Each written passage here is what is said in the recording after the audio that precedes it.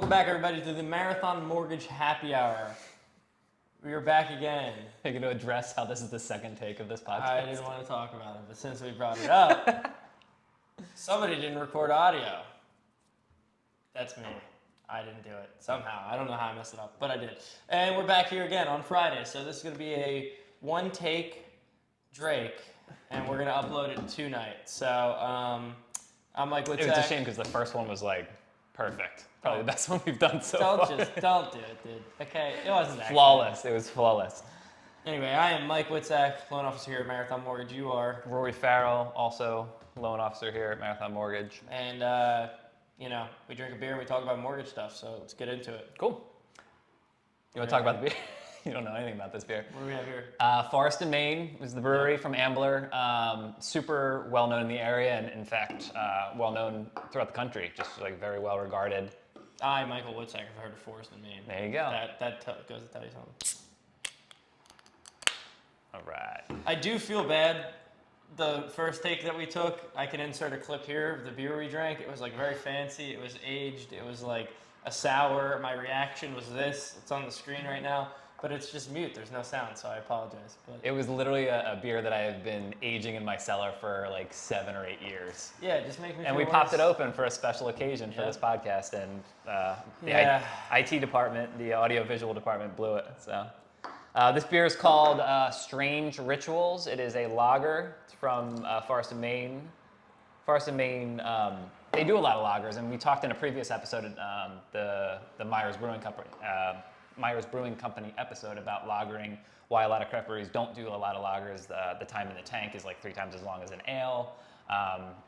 As that beer's fermenting, money's sitting on the table because they can't turn over 2 or 3 other beers in that time. So it's cool, it's unique that we can do a craft beer lager, and then they do a bunch of lagers, and especially leading into the summer, it's unseasonably hot. This week, lagers are a nice alternative to IPA stouts, red ales we've done in the past too. So this one's a little bit darker than a lager you're probably used to. It's not an American lager.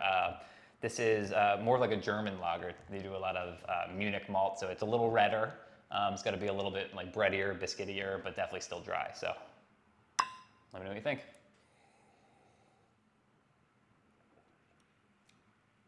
Oh, it's good. You like that? It's a beer I drink. Yeah, that's more your speed. So it tastes like a graham cracker. Got a little graham cracker. You know what? It's funny that you say that, Mike. Let me pull this up. Ready? Is it really? I swear to God, you did not say anything about this. Directly from Forest and Maine, right? This one hits all of those perfect cool weather toasty vibes with notes of fresh baked crusty wheat bread, ethereal anise hoppiness, snappy crackers, apple pear strudel, a whiff of lemon and cinnamon, and a nice hug from a clean old man. That's what it says. Forest and Maine is weird, and I love it. It does say clean. They're a bunch of weirdos, and I didn't think that was real. I thought you were just saying that. So if you like clean hugs from old men, this is your beer. I do. So 4.4%. It's 80 degrees today. It's a beautiful, light, easy drinking beer. So happy to share it with you. 7.2 out of 10. I like it. All right, I like it a lot. cool. That's a high rating for me. All right. All right. Want to get into industry stuff? Or? Yeah. All right. So as we spoke on the podcast before this that has no audio, we spoke about 40-year mortgages and kind of the myth that's going around the real estate mortgage social media world right now. It's not necessarily a myth, but it's not something that you could just go out and get. And honestly, this type of 40-year mortgage, you don't want it. So do you want to dive into it, or? Yeah, it's funny because every couple weeks these things start getting put out in the ether, and we're like, why is everyone talking about this specific thing on social media? And I don't know why. I don't know where it comes from. It's just kind of a snowball. But this week it happened to be the 40-year mortgage.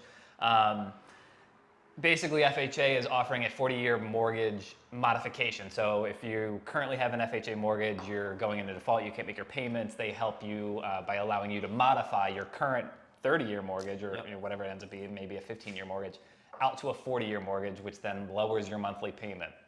It's just basically a way to help these borrowers from not defaulting and being able to stay in their home and promote home ownership. So hence why you don't want that. You don't want to be going into default and having this be your only option. Yeah, so I mean, it is a good option for people who are going to need it and who have to kind of jump into that. And I've done a loan for a person who actually had a 40-year mortgage because at a point in time they were going to default on their home and they refied out of it, and now you could do it if you have an FHA loan. So I think it's a good option, but it's not something you could just call us up and be like, give me a 40-year FHA loan. We can't do that. So. That said, I think this being an option now for those clients or those borrowers has now prompted the discussion of, hey, are we going to offer a 40-year mortgage? It's not available now from Fannie, Freddie, FHA yet, but it seems like that might be on the table over the next couple of years. So we'll keep you posted if we hear anything about that. But if you come to us today and you say, hey, I want a 40-year mortgage, it's not something that we could offer you. Yeah. That said, there might be lenders out there that do a 40-year mortgage. They typically are portfolio lenders, which mean they lend their own money. They don't follow the guidelines of Fannie Mae, Freddie Mac, FHA. Yeah. But anytime you're getting something niche-y like that, something that's kind of a little off the wall or not common, you're also going to be paying for that. So expect a higher rate, expect more fees, expect maybe something variable, maybe something with a balloon payment. So lenders they're not charities. So if they're giving you something unique, they're going to ask for something in return. Yeah. Typically in the way of higher rates or higher fees or less favorable terms. More money. Yep. That's what they want. So that's kind of our mortgage deep dive of the week, I guess. That's the trend that's going on. If you have questions about that, you're going to see a lot of stuff on social media if you're paying attention to that. This industry, you're going to... Oh, there we go. I wonder if that picked up on audio. I doubt it. They probably just thought we were staring out the window. Ambulance just went by. It's a beautiful day. We got the windows open. Yeah.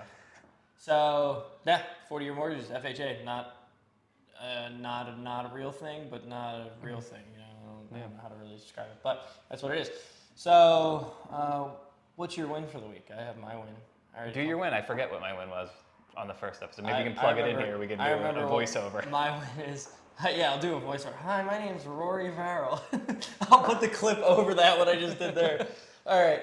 I guess my win was the lunch and learn. Oh, right. The lunch and learn that I had. That was a big thing that I had to do. We had a lunch and learn with a real estate company that we work with very closely and we're in-house with. So it's something that's not new to real estate companies, but something that hasn't been done in a while because of COVID. So I kind of brought back a lunch and learn. We brought an appraiser to come speak at this lunch and learn and kind of taught the realtors a lot, taught myself some things about appraisals that I did not know about. And we got food, and it was nice just to see people in person and meet them. You see so many people through email and over the phone calls and text messages or Instagram, but you never see them in person anymore. So until settlement. And ideally, and even when I go to settlement, I get sideways looks because they're like, loan officers never come to settlements anymore. So I think that's something to note is that our company really we focus on assuming that we don't have other conflicts with other settlements, or assuming it's not in Pittsburgh or whatever. Like, we really do make an effort to go to settlement and be there to walk through the paperwork. Any questions? Anything to really make everyone feel good about that final. I mean, that's the biggest part of it is people freaking out and signing their paperwork, and so we try to be there to kind of massage that whole process through and meet people for the first time, sometimes face to face. So it was nice seeing all the realtors there face to face and meeting them. And so that'd be my win for the week. It was a good turnout, good event, and went well, and we all got to eat and talk and learn. So I honestly forget my win of the week. I think your win of the week was, let me think, thinking, processing. Didn't it have something to do with grants or something? I feel like you saved the loan that was falling through. Somebody came to you. No. Record scratch right here. Okay. Yes. And we're back. Yeah. All right, I remembered my win for the week. I had a client who we just got under contract. It was in New Jersey, so there was a couple day attorney review, or a couple day where we can't fully move forward with the loan, and attorneys get involved, and that's the whole thing. But long story short is, in that time period, he was shopping me and the guy who we got his pre-approval from, or pre-qualification from. I ran credit for him on Monday. Turns out this other loan officer didn't even run credit for this guy. Gave him a pre-qualification, a conventional pre-qualification, under the assumption that he just was going to have good enough credit to do that and was going to qualify. Which is wild. I just can't imagine putting my name on something like that. So long story short is, I ran his credit. It was, I will say, more in the FHA zone of where he should have been qualified. And we were able to get him qualified FHA, save him $350 a month on interest rate and mortgage insurance. And I mean, it changed his life. You know, yeah, like the guy literally his was life. literally thinking like, oh, my payment's gonna be $3,000 a month, and it was gonna be 33, 34 hundred a month, and like that's a lot of money to a lot of people. So it just kind of goes back to like working with the right loan officer, making sure they're crossing all the T's, dotting all the I's, giving you like a bona fide pre-qualification or a pre-approval. It's like without even running credit, I don't even know how you would put a pre-qualification out there. It's like you're just setting up clients for failure. It's insane. It's insane to get a house under contract and not even have your credit ran. Wild. But I mean, and the reason that these companies do that and kind of get a little bit into the weeds a little bit is like it costs a lot of money for us to run credit reports, and especially if you're out there in the market like a lot of our clients are over 6, 9 months, a year. Sometimes it's like you're running credit reports, you're doing rapid rescores for some people. It's like hundreds of dollars per client, and often loan officers who are cheap or not doing things the right way don't want to spend that money on a client that they may or may not get. Yeah. So just doing things the right way, I can't stress enough, like doing things the right way, doing things that make the client be in the best position possible to succeed it's just the right thing to do. Yeah. And not to toot our own horn, but our Tom, who's been on this podcast before, the owner of this company, he always stresses that. He's like, bottom line comes second, doing the right thing comes first. And for this particular client, it totally showed. Like this guy would have got this house under contract conventionally. We were able to get him qualified conventional, but the term was like over 7 interest rate, and it's just like the guy would have had to take that loan. So it's just not, just putting clients first is always like the most important thing. Who is here right now? Shannon?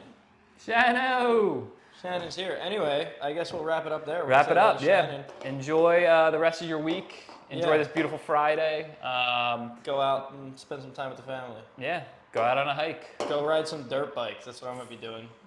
Visit Farson, Maine, maybe. Yeah, maybe do that. And I would like to do one more thing. Huge and very special cheers from the bottom of my heart to a man we love very much who is retiring today. Daniel James Strockbine. Daniel, I know you watch these because you critique us on them every week, but we love you. Hi, Shannon. But what do you mean? He watches them every week. He tells us what to talk about. He's like, why are you guys talking about this? I know for a fact you're watching this, Dan. But, we love you and we're going to miss you and have your retirement. So yeah, and consequently, he's my father. And now he's going to have a lot more time to watch my kids. So thanks, Dan, for your 20 years at Marathon Mortgage and your expertise, and hopefully your book of business coming my way starting on Monday. So love you, Pop, and happy retirement. Cheers, brother. Bye, guys.